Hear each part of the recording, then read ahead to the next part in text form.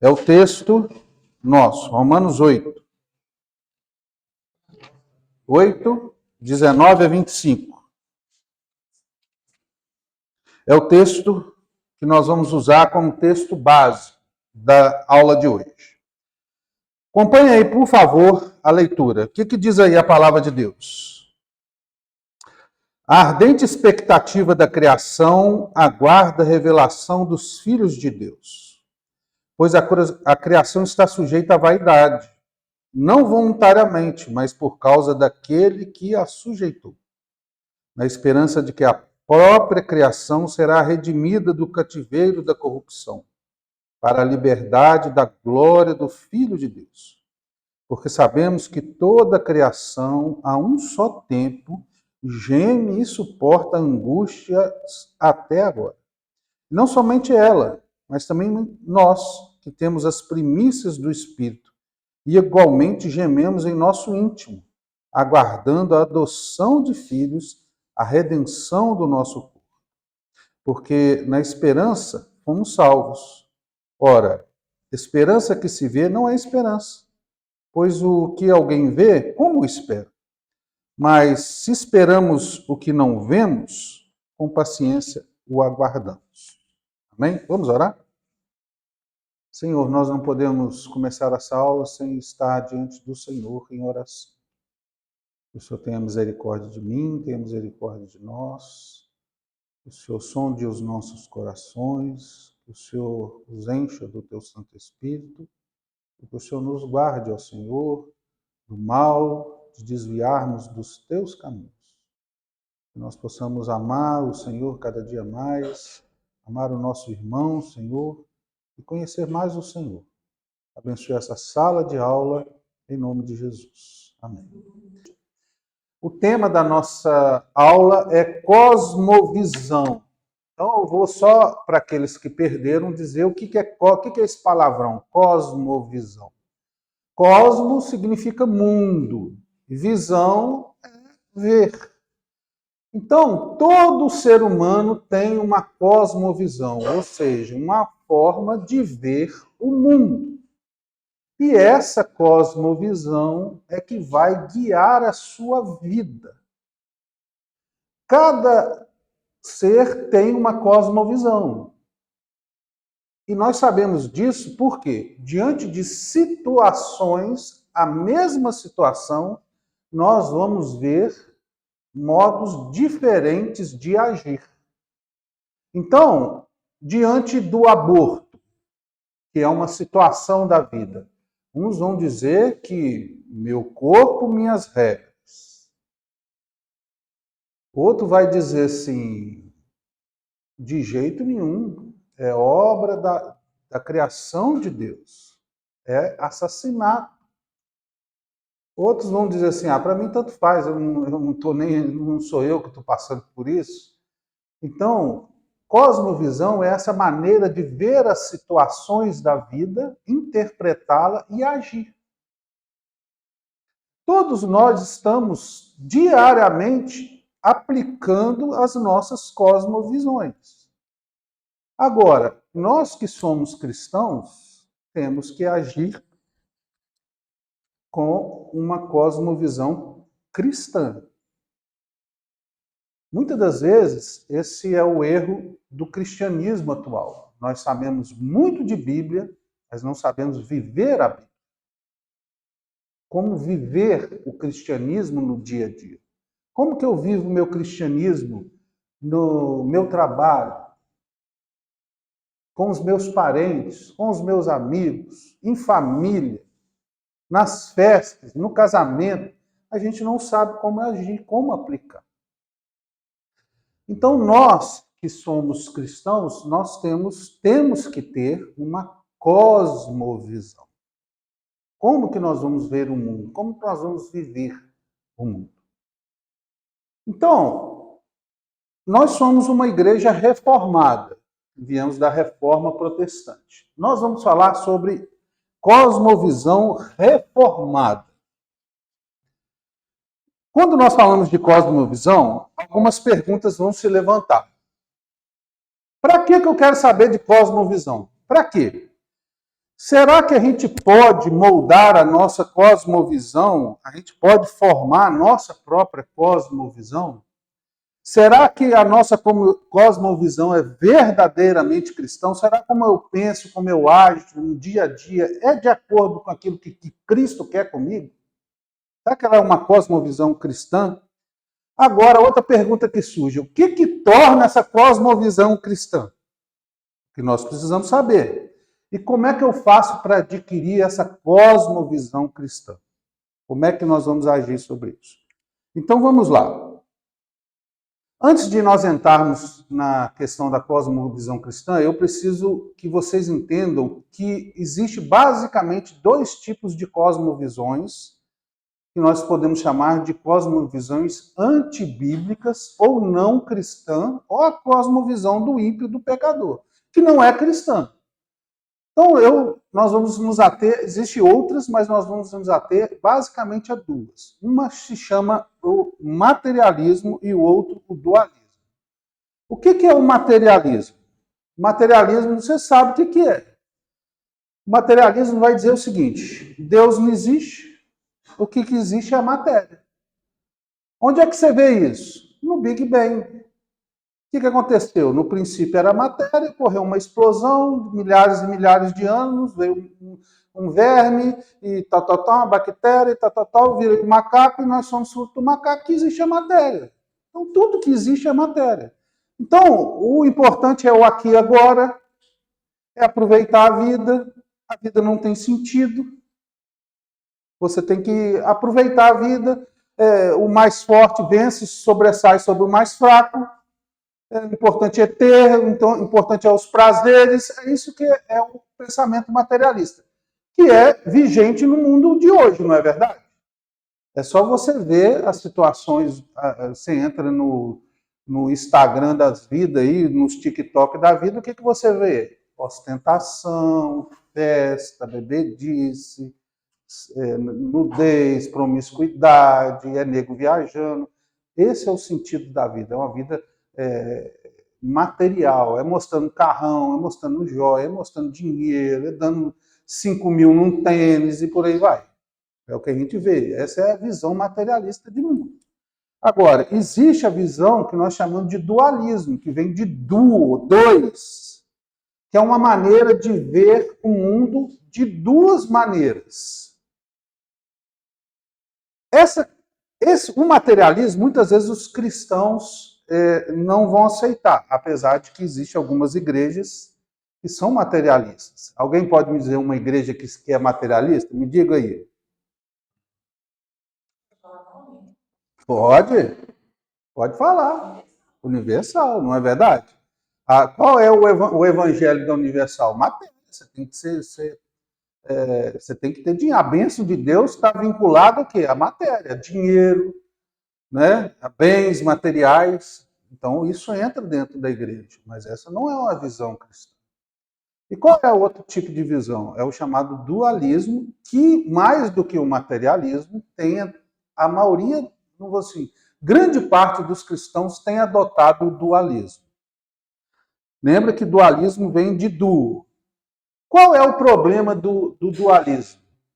É que ele divide o nosso mundo em partes. Quais são essas partes? Aquilo que nós chamamos de sagrado e aquilo que nós chamamos de profano. O que é sagrado? É tudo aquilo que é relacionado à igreja. Oração, louvor, meditação. O que é profano? Aquilo que não está ligado à igreja. Então, vocês podem me dar um exemplo do que seria nesse pensamento algo profano? Me dá um exemplo. O que vocês poderiam me dar como exemplo? O trabalho. O trabalho seria, presta atenção, não é profano. Nesse tipo de pensamento, ele é considerado profano. Mais algum exemplo? Escola. Mais o quê? Música. Mais algum exemplo? Lazer. Não é verdade? Então, tudo que não está ligado à igreja vai ser, por esse tipo de pensamento, é considerado profano. Quer ver um exemplo? Como é que é durante a semana? Fica aquela lá, nossa, amanhã é segunda-feira, meu Deus do céu, ai, Senhor, tem misericórdia, segunda-feira. Aí chega sexta-feira, sextou, graças a Deus, agora eu vou servir o Senhor, sábado e domingo e tal. Não é assim o tipo de pensamento que a gente tem? A gente acha que durante a semana a gente não está servindo o Senhor. A gente só está servindo o Senhor quando é no final de semana. Durante a semana é um sacrifício, é uma luta, né? É uma luta. Quer ver outro exemplo? A pessoa sempre vai dizer assim, ai, eu não estou tendo tempo para ir na igreja, eu trabalho demais, não sei o quê, eu queria tanto servir a Deus, meu sonho era largar tudo e ir para a igreja. Você já viu esse tipo de pensamento? Esse é um tipo de pensamento dualista também. Vamos lá. O problema do dualismo é que ele entende que o reino de Deus não abrange todas as coisas. Quando Jesus orou a oração do Pai Nosso, o que ele disse? Venha o teu reino. O reino de Deus, você acha que... Qual área da vida que você acha que o reino de Deus não toma conta? Eu estou falando área.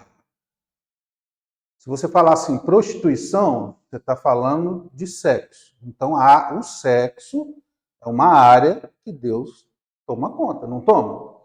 Deus tem que reinar ali. Então, me diga uma área da vida. Tem alguma área da vida que o reino de Deus não deve tomar conta? Você não conseguiu achar nenhuma, né? Então, todas as áreas, Deus tem que reinar. Abraham Kuyper, que era pastor na Holanda e se tornou primeiro-ministro, ele dizia assim, não existe nenhuma área do mundo em que Jesus Cristo não diga, é meu. É meu, é de Jesus. Todas as áreas. Todas as áreas. Trabalho, educação, política, sexo, cultura, música, lazer. Tudo é de Jesus. Aí nós vamos ver qual é o problema, nós vamos aprender mais para frente qual é o problema que acontece com isso. Tá bom? Mas esse é o problema do dualismo. Ele entende o seguinte, Deus só reina no domingo. Segunda a sábado, quem reina é o diabo. E eu tô lá no segunda a sábado, assim, pedindo a Deus para chegar domingo. Porque para mim é um sacrifício. E isso não é uma visão reformada, não é uma visão bíblica. Nós vamos aprender isso. Ela não apresenta orientações em relação às áreas da vida humana, inteiras da vida humana. Então, por exemplo, se as coisas são divididas, o que acontece? A música, qual música que eu posso ouvir? Só posso ouvir música cristã. Não posso ouvir nenhuma outra tipo de música. Entendeu? Mas isso é certo? Você, quando namorava, você escutava louvor? Ou você escutava uma música romântica? Você ficava lá sonhando, né? Apaixonado. Lógico que não, né, irmãos? Você escutava uma música romântica. Ninguém vai escutar louvor, não é verdade? Então, o que nós vamos aqui assim, ó? Aí o que acontece? Por ter essa divisão, o que acontece? Muitos cristãos, quando se deparam com os problemas da vida cotidiana, vão fazer o quê? Vão tomar uma visão que não é cristã. Então ele não conversa com não crente, não é verdade? Ele não vai numa festa, né? Não vai no cinema, não vai, tem gente que não vai na praia. Entendeu? Ele vai tomar uma postura que não é bíblica. Não tem igreja que proíbe a pessoa de ir na praia? Jesus andou na praia, irmãos? Hein? Jesus andou na praia, Moisés? Andou. Andou de quê? Até de cueca, né? Então, irmãos, cuidado com isso. Isso não é uma visão bíblica. Vamos lá. Vocês têm que entender o seguinte, e é o motivo dessa aula aqui. Por que que nós estamos aprendendo essas questões? Muitos de vocês têm filhos. Muitos de vocês têm pessoas que já foram da igreja e hoje não estão na igreja. Por quê? O mundo ele é movido por ideias. Cada geração, cada época teve uma ideia predominante e que mudou a sociedade. Como é que Adão e Eva caíram? Através de quê? De uma ideia. Não foi o que a serpente falou? Não é que Deus disse? Ele levantou isso eu não tinha pensado nisso, não. Eva falou assim, eu não tinha pensado nisso, não. Será que é verdade? Ideia. Então, cada geração tem uma ideia. Qual que é a ideia predominante dos dias de hoje? Alguém sabe me dizer? E que muitas têm levado, muitos cristãos, por exemplo, tem várias ideias predominantes. Mas alguém pode dizer uma assim que seja mais marcante e que tem entrado dentro da igreja e que tem deixado muito crente deprimido? Importante é ser feliz. E você já ouviu isso quantas vezes? Relativismo, não tem verdade, não é verdade? Vamos lá, outra ideia aí que tem nos dias de hoje. Oi?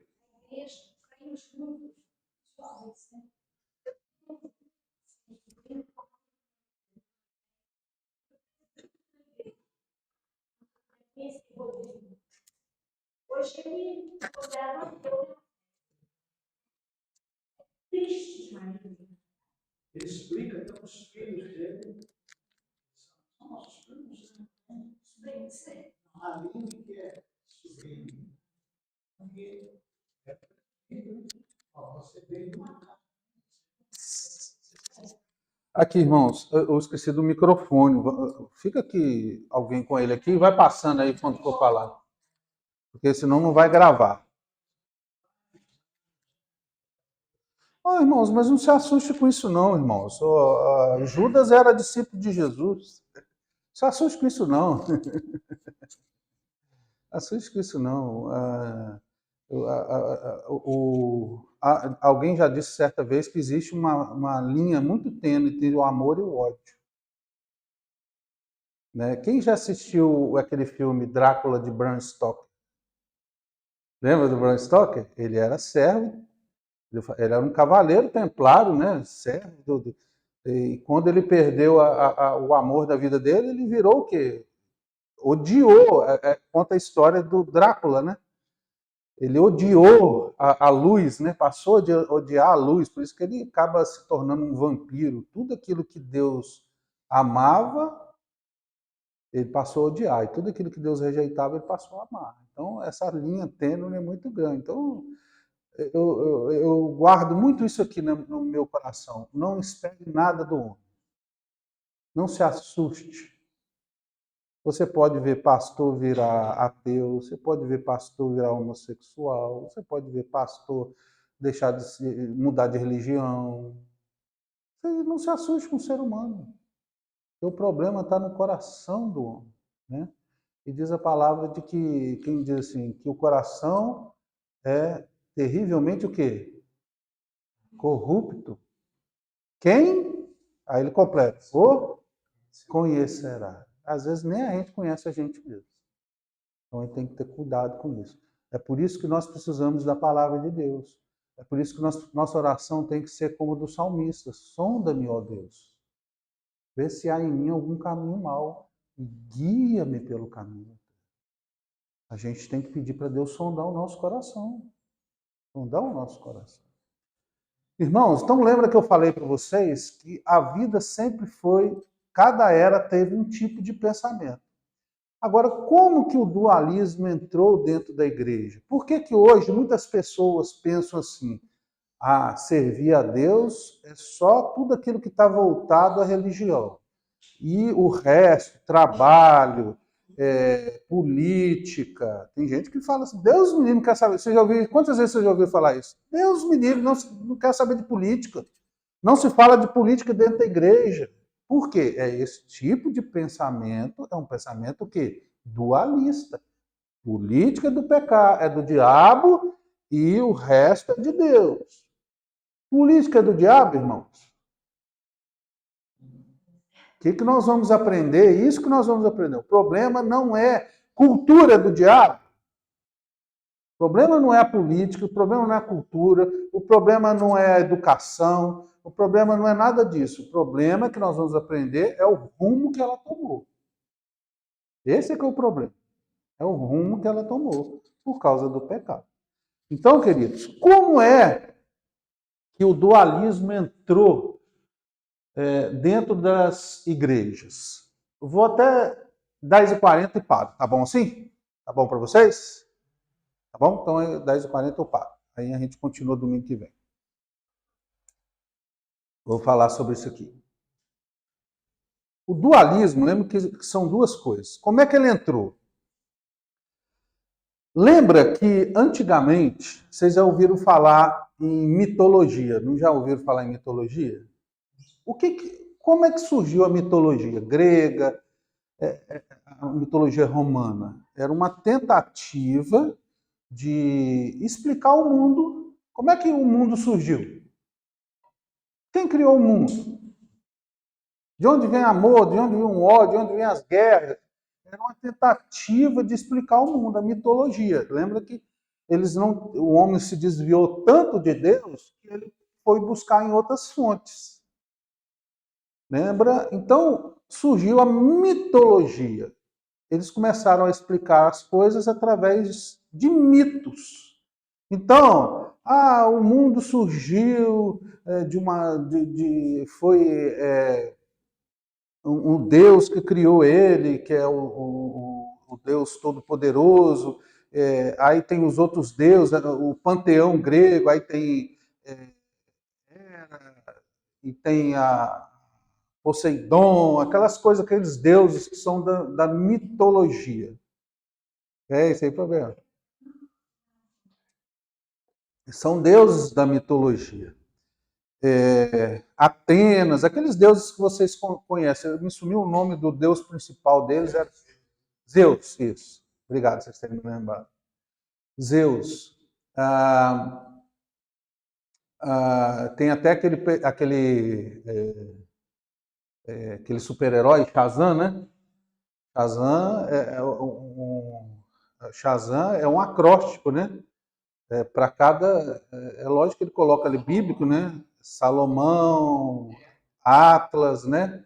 A de Atlas, a força de Atlas, a resistência de Atlas, H de Hércules, né? E Z de Zeus, né? A de Aquiles, que é a invulnerabilidade de Aquiles, e M de Mercúrio, que é o deus da velocidade. Tô bom, hein? Então, era essa tentativa. Bem, como isso tudo era folclórico, mitológico, o que aconteceu? Sempre que você tem um pensamento, logo depois existe um outro movimento que tenta combater aquele pensamento. A vida é sempre assim, ó. Surge um pensamento, aí surge outro que combate, vai aquela coisa cíclica assim. Então, o que figurava na época era a mitologia. Surgiu um outro tipo de pensamento que começou a filosofia.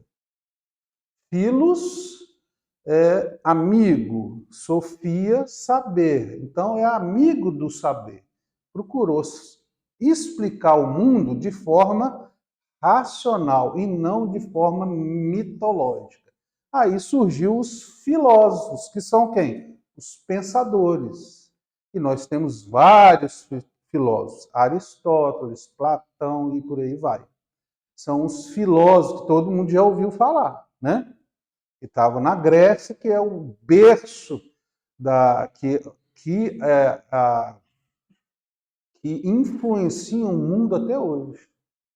Qual foi o problema de Roma?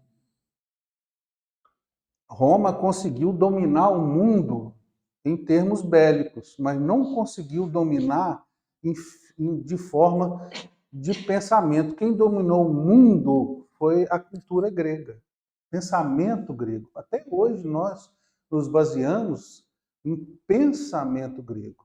De onde que vem o atletismo, o culto ao corpo, não é verdade? O pensamento, a filosofia, tudo isso vem do pensamento grego, que dominou a época. E havia um filósofo chamado Platão. Platão tentou explicar o mundo da seguinte maneira: a realidade que você está vendo aí, ela é dividida em dois mundos. O chamado mundo material, que é o mundo dos sentidos, né? Que você descobre através dos sentidos. Então, nós estamos aqui no mundo material, ó, nós temos aqui o tato, né? Ó, eu estou pegando no quê? Você pode fechar o olho. Não, isso aqui é uma madeira. Então, tato. Eu descubro o mundo através dos sentidos. Você manda a pessoa fechar o olho, bota uma bala nela, ela vai falar assim, isso aqui é uma bala, ainda fala de qual sabor que é. Então, você descobre o mundo através dos sentidos. Audição, visão, esse mundo material. Mas o mundo ideal, ele não é conhecido pelo sentido, ele é conhecido pela razão, pelo pensamento, pelas ideias. Esse mundo, para Platão, é que era o ideal. O mundo material era mau, não tinha muita razão. O mundo dos pensamentos é que era o ideal. Aí já começou a dividir o mundo, entendeu? Levantou esse pensamento. Aí as pessoas falaram assim, opa, peraí. Aí começou um desenvolvimento do quê? Do pensamento. Ó, quem pensa é melhor do que quem trabalha na agricultura. Isso reina nos dias de hoje? Reina. Então, assim, o mundo começou a ser dividido. O mundo sensível e o mundo das ideias. Aí, o que acontece? Esse tipo de pensamento dualista, que foi implantado por Platão, começou a entrar dentro das igrejas. Olha, mesmo tendo Platão tendo existido há muitos anos antes de Cristo, ela acabou sendo abraçada por alguns teólogos. Quem não sabe, teólogo é quem estuda teologia, vai estudar sobre Deus. Em cada época a gente teve um teólogo importante. Por quê? Vocês têm que lembrar que em cada época a igreja vai sofrer um ataque. Qual era o ataque, Pedro, na época dos apóstolos? Qual era o pensamento que atacava a igreja na época dos apóstolos? Que veio fazer com que João até escrevesse a carta de João. Gnosticismo. O que o gnosticismo falava? Que eles tinham conhecimento superior que a... O que aconteceu com esse negócio aqui? Então foi combatido, por isso que João escreveu a carta de João. E por aí vai, irmãos. Cada século foi se levantando um problema. Logo a seguir se levantou o problema da divindade de Cristo. Muitos falaram que Cristo não era divino, aí a igreja teve que se levantar, e por aí vai, né? Por aí vai. São vários pensamentos. Então, vamos parar aqui, irmãos? Já são 10h40. Tá bom para vocês? A gente continua domingo que vem? Aí não cansa. Tudo vai passar um pouquinho lá. Não, eu por mim vou, eu não quero é cansar vocês. O que vocês querem? Quem quer sair, levanta a mão. Volta, o Vitor quer ir embora. Então vamos lá. Como é que o dualismo entrou no pensamento cristão? Primeiro, Agostinho, que foi um teólogo que viveu em 354 a 430, dizia o seguinte, que existia dois tipos de vida, a chamada vida contemplativa e a vida ativa. O que é a vida contemplativa? É a vida relacionada à religião, meditação, oração, leitura da Bíblia, chamada de contemplar. E a vida ativa é a sua vida do dia a dia. Dona de casa, no seu trabalho, na agricultura e tudo isso. O que acontecia? Ele classificou que a vida, igual Platão fez, dizendo que o mundo das ideias era melhor que o mundo sensível, né? Que o mundo material, ele também vai classificar, dizendo o seguinte, olha, que o mundo, a vida contemplativa é melhor, e que a vida ativa, trabalho, os manuais, essas coisas do dia a dia, são numa categoria inferior. Então, na prateleira de cima está a vida religiosa e na prateleira está a vida cotidiana. Já começou a divisão.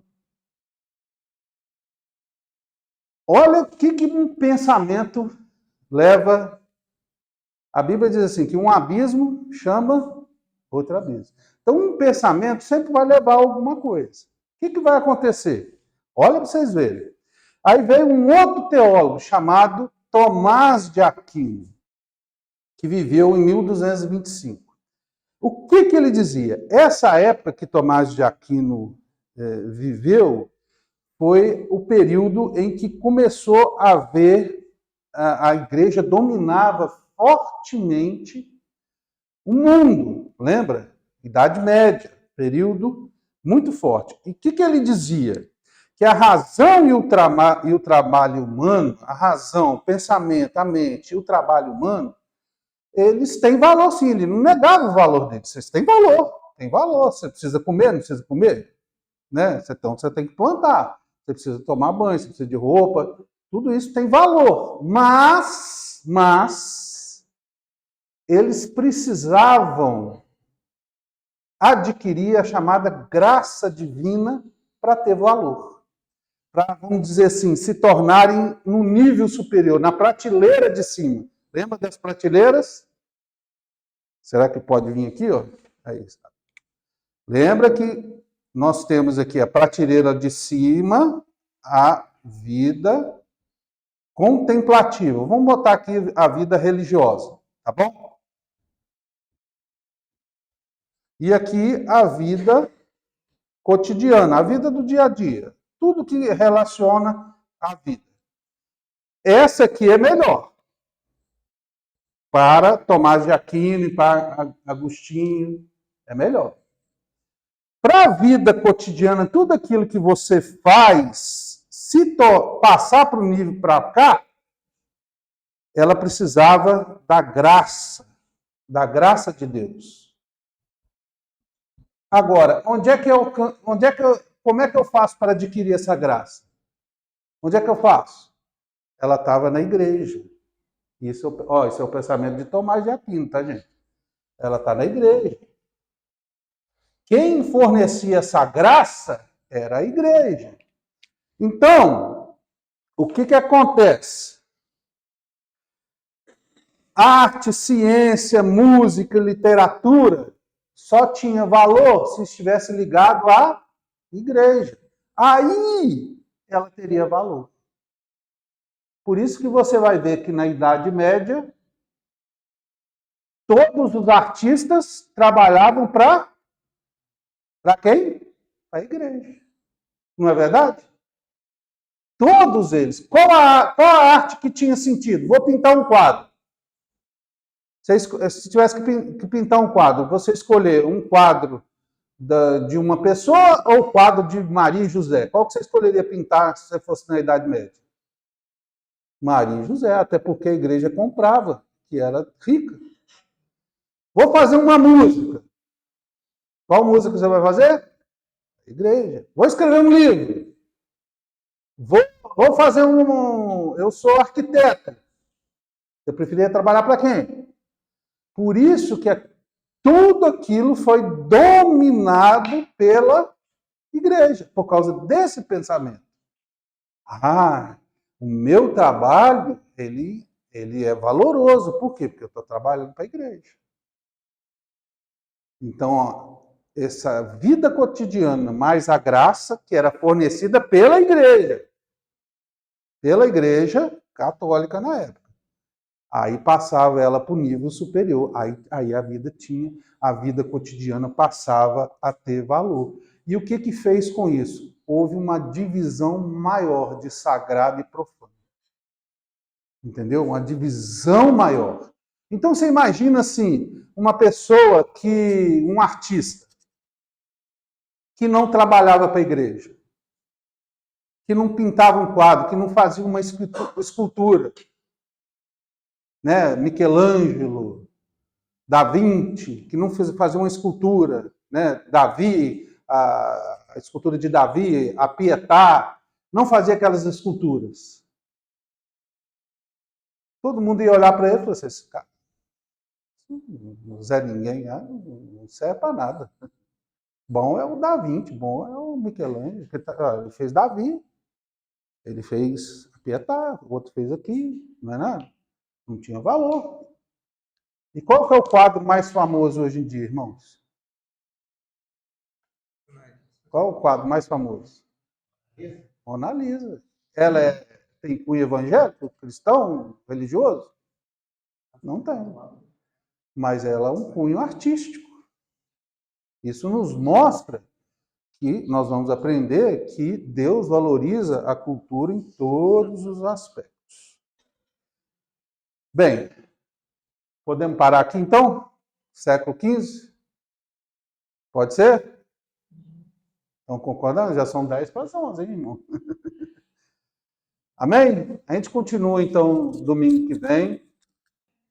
Então, assim, quando a gente vê hoje aquelas construções, monumentos, especialmente a arquitetura, né, daqueles prédios, das igrejas, aquela riqueza de detalhes, aquele capricho, era em função desse pensamento. Desse pensamento.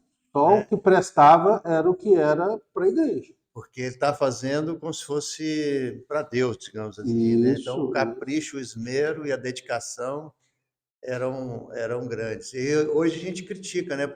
Pô, só não consegue fazer mais aquilo. Mas talvez conseguisse se fosse esse pensamento aí ainda, né? O pensamento vigente. Com isso, a Igreja Católica, aí por isso que você vai saber por que a Igreja Católica dominou o mundo. Mas também não tinha, assim, tipo, a necessidade de ganhar dinheiro.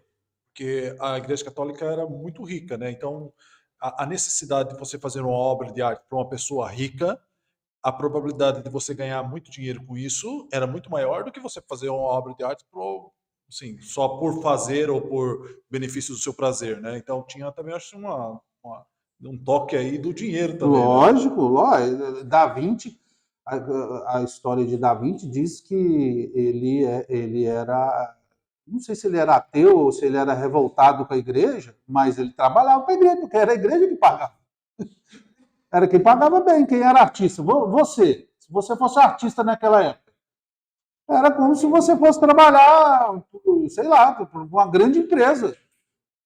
A maior empresa que mais paga bem. Então é lá que você vai trabalhar. Nossa, ganhei na loteria, estou trabalhando aqui, sou contratado.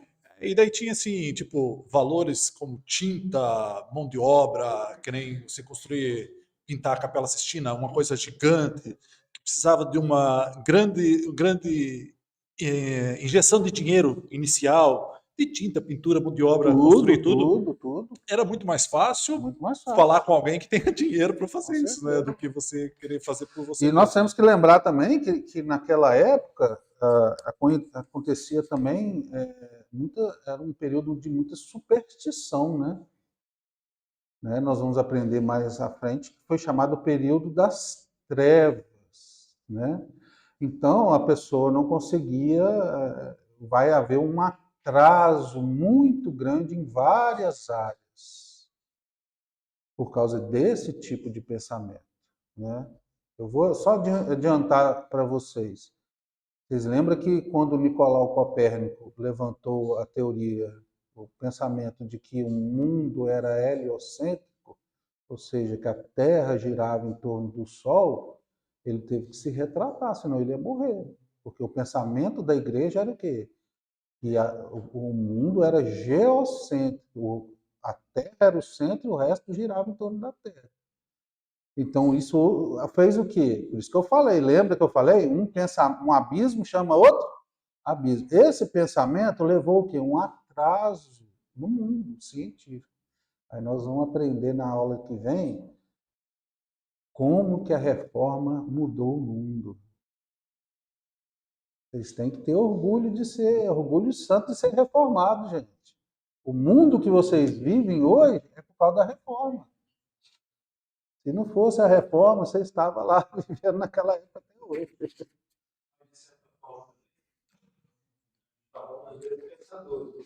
Uhum.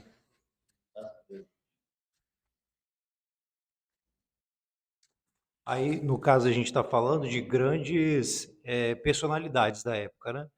Mas existiam também os trabalhadores, Sim, que aí a igreja envolvia de outra forma. Aí não sim, era mais a remuneração, possivelmente era mais a consequência. sim. Ou é céu ou é inferno. Ou se Isso, vai para o céu, é o período de né? Porque superstição. aqui no Isso aí. estado nós temos o Convento da Penha. Como é que se fazia para que as pessoas tivessem ânimo para levar uma pedra daquela lá para cima? Então, tem esses dois lados, né? Tanto dos grandes personagens, mas dos outros que são os anônimos, mas que eram convencidos por conta da possibilidade de Superstição. ganhar um céu. Porque a igreja católica depois, ela vai exercer um monopólio de tudo, de tudo. Você lembra que a pior coisa que poderia acontecer para uma pessoa era o quê? Excomungar a pessoa. Era o poder. Ser excomungado naquela época, Vitor, eu acho que era igual ser leproso na época de Jesus. Você já pensou? Aquele excomungado. Todo mundo nem ia querer conversa com você, não ia te dar emprego, não ia te dar nada. E as pessoas lidavam com morte no dia.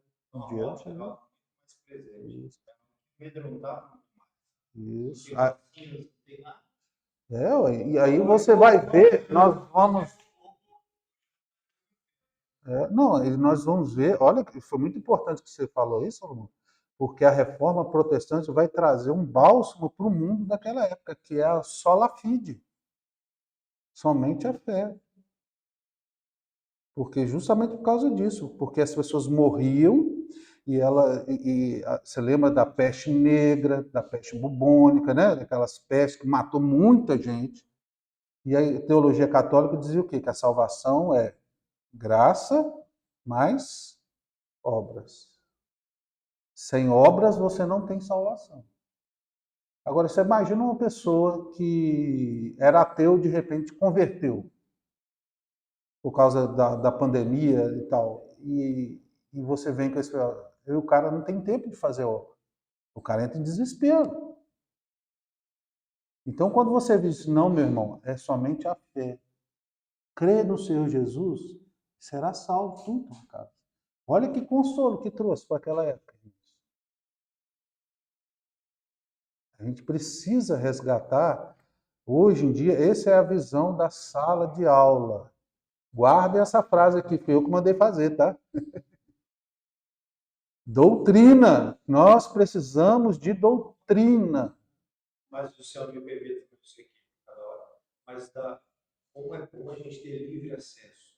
A gente está falando de uma época onde as missas eram celebradas em latim e dispostas para o povo. Isso. Ninguém entendia nada. Ignorância. Aquilo que a igreja dizia é aquilo que valia. Então, a gente poder, eu acho que a reforma também traz isso, esse livre acesso. O conhecimento liberta, né? E conhecereis a verdade, e a verdade vos libertará. As seitas trabalham com manipulação, e a melhor maneira de você manipular as pessoas é você torná-las ignorantes. Por que que todo governo totalitário ele quer que o povo seja ignorante? Né? Quanto mais ignorante.